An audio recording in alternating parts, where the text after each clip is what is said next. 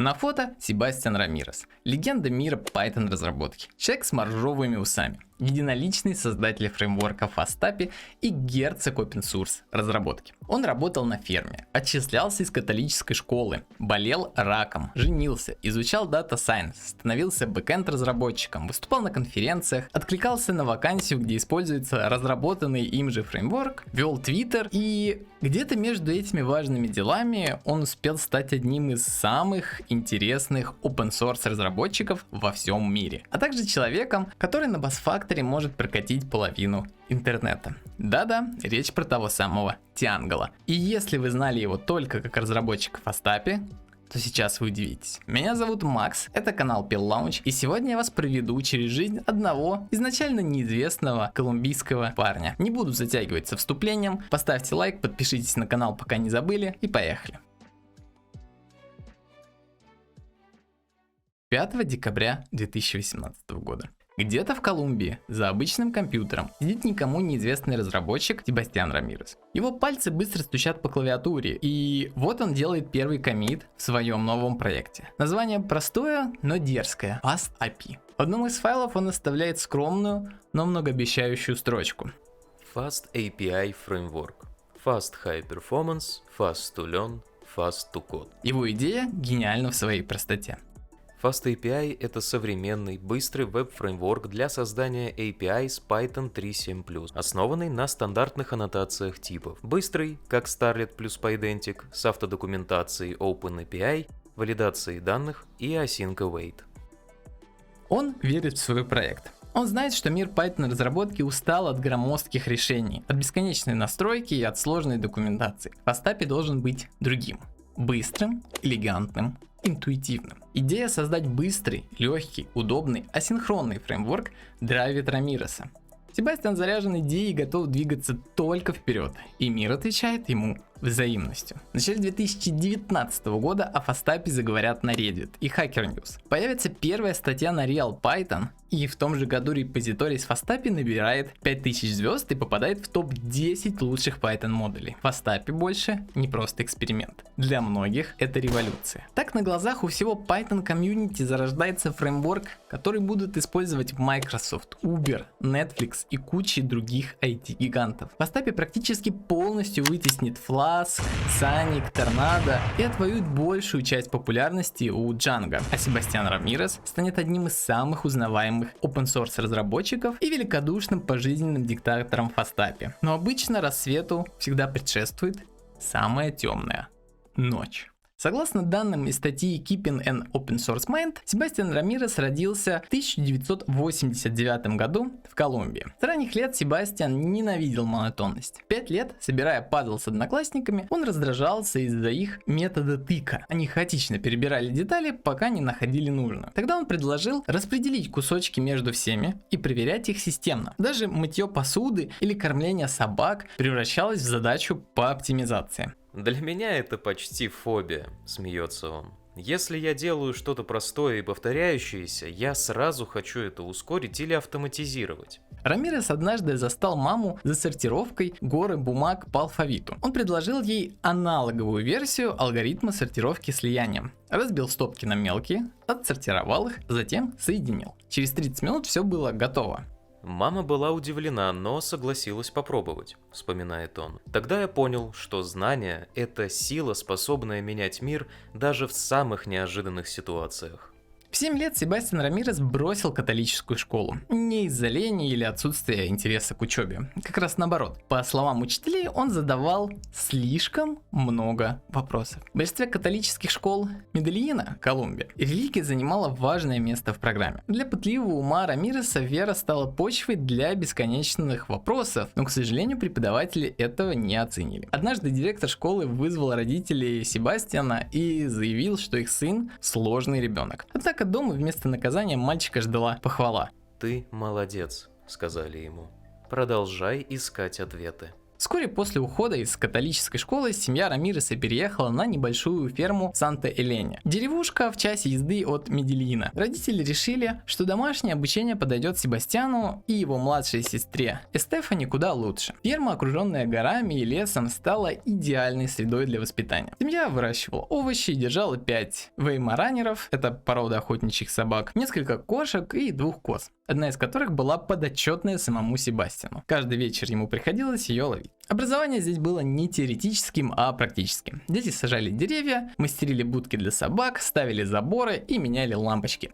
Это воспитало во мне любопытство к тому, как устроен мир, вспоминает Рамирес. В 1997 году он начал помогать родителям с продажами в их консалтинговой компании Group Una Familia, которая проводила тренинги для руководителей. К подростковому возрасту бизнес эволюционировал. Теперь семья организовывала корпоративные тимбилдинги с музыкой, шутками и историями о ценностях компании. Себастьян погрузился в звукорежиссуру и дизайн. Часами торчал в студии у инженера Ченга и засыпал его вопросами.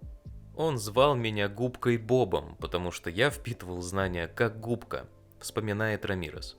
В 15 лет Себастьян решил, что семейному бизнесу нужен не просто сайт, целая система управления клиентами, загрузкой фото и другими функциями.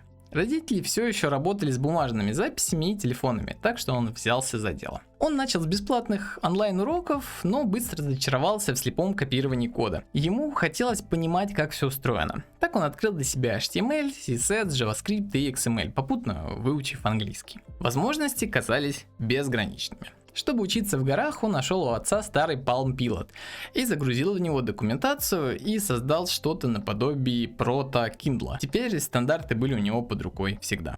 Я начал программировать, когда мне было 15. Я пытался создать веб-сайт для бизнеса своих родителей, и первым моим настоящим кодом был JavaScript внутри HTML. Модальное диалоговое окно Alert с фразой Hello World. Я до сих пор помню, как обрадовался, увидев это маленькое окно с сообщением, и испытал чувство всемогущества от мысли, что это запрограммировал я. Я много лет боялся изучать какой-либо другой язык, думая, что сначала должен хотя бы освоить JavaScript. Но потом на одном из многих онлайн-курсов, которые я проходил, возникла необходимость использовать Python для управления искусственным интеллектом в Pac-Man и для некоторых других задач. Курс состоял из одного длинного туториала по основам Python, и этого было достаточно. Мне очень хотелось попробовать, вспоминает Себастьян в своем интервью Рики Уайту. В итоге сайт для родителей он создал. Сложный, многофункциональный, идеальный с технической точки зрения. Но был один нюанс. Родители им не пользовались. Интерфейс оказался неудобным, а системы чужеродной для их workflow. Тогда Себастьян осознал ключевую вещь. Инновации и disruption не самоцель, они всего лишь побочный эффект решения реальных проблем. Этот урок позже лег в основу Фастапи, инструмента, который действительно нужен людям. В 2009 году 20-летний Рамирес начал чувствовать странную боль в правой части груди. Исследование показало шокирующую картину. Рак. Опухоль размером с папайю сдавливала легкое и оказывала давление на сердце. Последовала экстренная госпитализация и агрессивная химиотерапия. Свой 21 день рождения Себастьян встретил в больнице, попросив медсестру спеть ему Happy Birthday во время введения очередного препарата. Болезнь перевернула его ценности. До этого он продолжал работать в семейном бизнесе, но месяцы борьбы за жизнь, невозможность нормально есть и пить заставили его задуматься. Я хочу решать по-настоящему важные проблемы.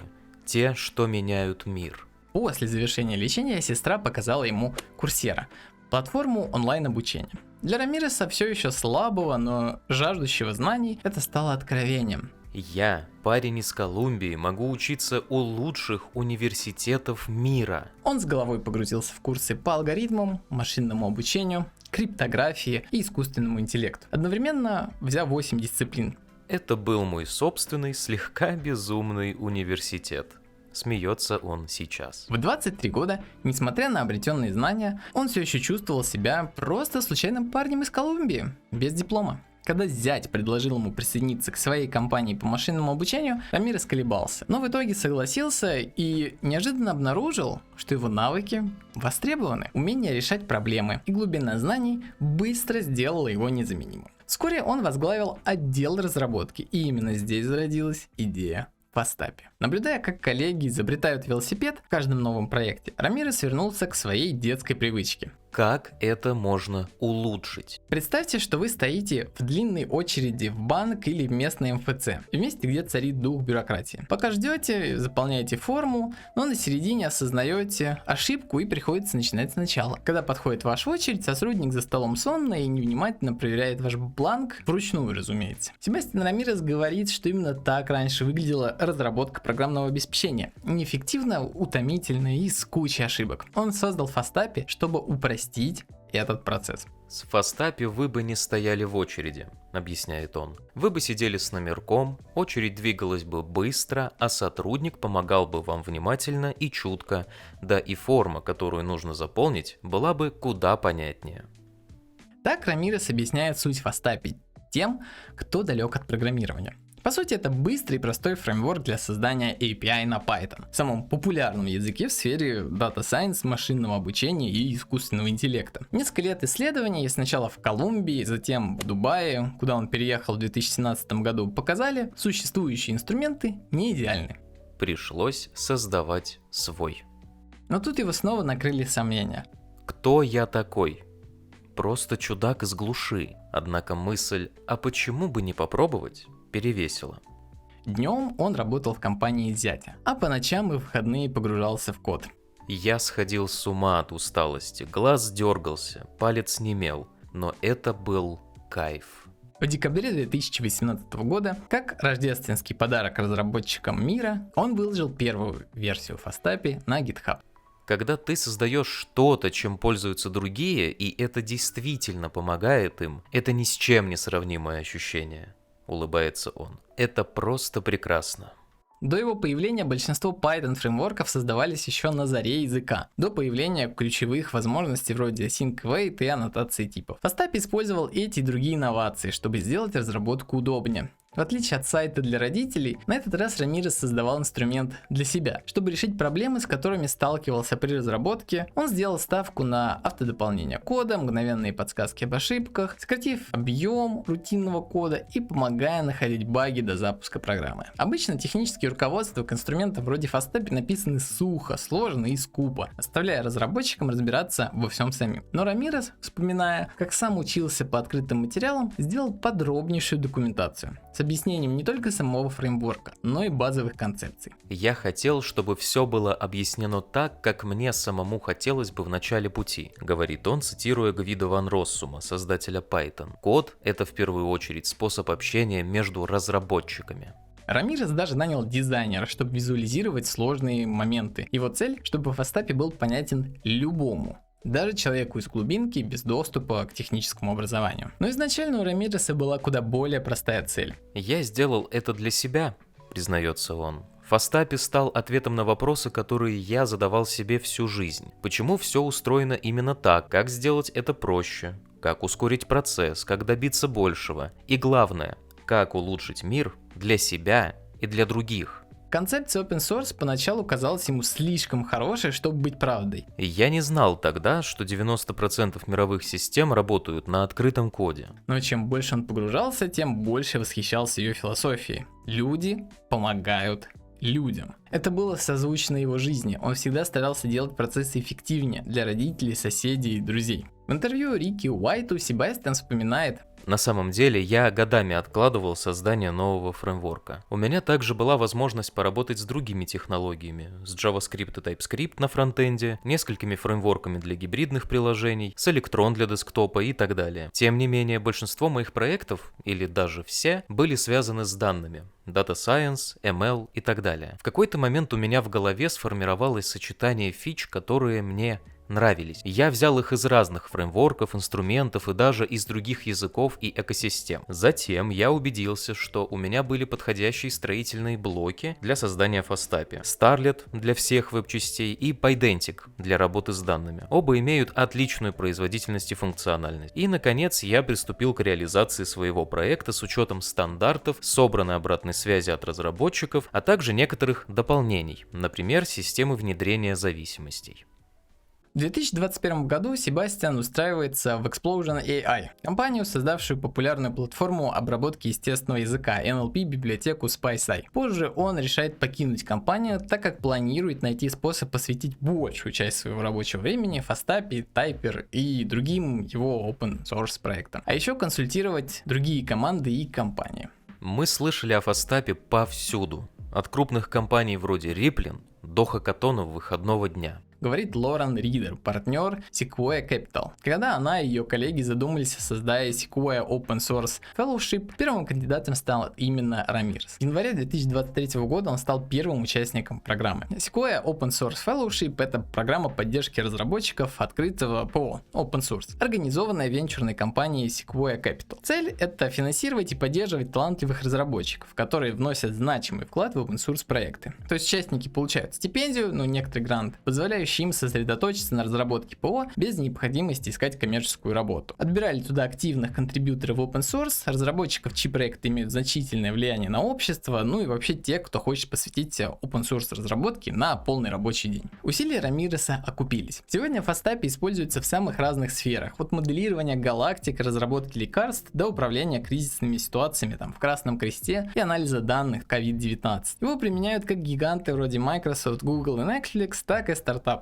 Даже Институт космического телескопа, отвечающий за работу телескопа Джеймс Уэбб, использует Фастапи для быстрого доступа к данным. К 2023 году фреймворк скачивают около 800 тысяч раз в день. И популярность продолжает расти. Сейчас Себастьян живет в Берлине, в Германии. Он впервые может полностью посвятить себе open source разработке. Работал над интеграцией с Pedantic 2, улучшением функциональности других его проектов, Typer, SQL Model и Asyncer, а также над еще более детальной документацией. Сегодня он испытывает такое же трепетное чувство, глядя на то, как Фастапи помогает тысячам разработчиков, как это было когда-то давно. Ваш покорный слуга даже как-то общался с Себастьяном, и в 2022 году мой pull request был замержен в мастер-ветку Фастапи. Как я делаю этот pull request, кстати, есть ролик на канале по всплывающей подсказке или в описании. Когда создаешь что-то, что действительно помогает другим, это ни с чем не сравнимое чувство, улыбается 34-летний Рамир. Просто лучшая награда. После того, как колумбиец Себастьян Рамирес самостоятельно научился программировать и говорить по-английски с помощью интернета, он создает open source инструменты, чтобы сделать программирование более доступным для всех, где бы они ни находились. Жажда познания в итоге привела Рамиреса к созданию инструмента, который, как он надеялся, упростит и ускорит разработку программного обеспечения. Он создал Фастапи. Фреймворк, позволяющий быстро строить приложения, легко их поддерживать. Самое главное — это open source, то, что любой может использовать, и дорабатывать его бесплатно. Когда у него есть время, он любит играть в видеоигры с женой, иногда один, смотреть фильмы, завтракать или пить кофе с друзьями где-то-нибудь в Берлине. Мне очень нравится работать над своими open source проектами, поэтому я легко могу сидеть за этим делом часами, даже в выходные дни, и не замечать, как проходит время.